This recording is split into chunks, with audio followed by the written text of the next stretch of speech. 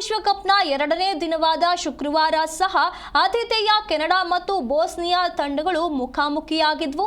ಆದರೆ ಈ ಎರಡೂ ತಂಡಗಳಿಗೆ ಪಂದ್ಯ ಗೆಲ್ಲಲು ಸಾಧ್ಯವಾಗಲಿಲ್ಲ. ಕೆನಡಾ ಮತ್ತು ಬೋಸ್ನಿಯಾ ತಲಾ ಒಂದು ಗೋಲು ಕಲೆ ಹಾಕಿದ್ರಿಂದ ಪಂದ್ಯ ಡ್ರಾದಲ್ಲಿ ಕೊನೆಗೊಂಡಿದೆ. 1986 ಮತ್ತು 2022ರ ಪಂದ್ಯಾವಳಿಗಳ ನಡುವೆ 6 ಸೋಲುಗಳನ್ನು ಅನುಭವಿಸಿದ ಕೆನಡಾ ಈ ಡ್ರಾ ಮೂಲಕ ವಿಶ್ವಕಪ್ ಇತಿಹಾಸದಲ್ಲಿ ಮೊದಲ ಪಾಯಿಂಟ್ ಕಲೆ ಹಾಕಿತು.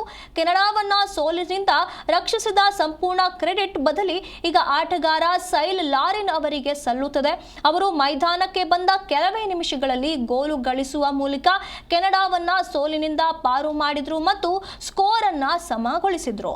ಇನ್ನು ಟೊರೊಂಟೊ ಕ್ರೀಡಾಂಗಣದಲ್ಲಿ ಕಿಕ್ಕಿರಿದ ತೆವರಿನ ಪ್ರೇಕ್ಷಕರ ಮುಂದೆ ಆಟವಾಡುತ್ತಿದ್ದ ಕೆನಡಾ ಮೊದಲಾರ್ಧದಲ್ಲಿ ಹಿನ್ನಡೆ ಸಾಧಿಸಿತ್ತು.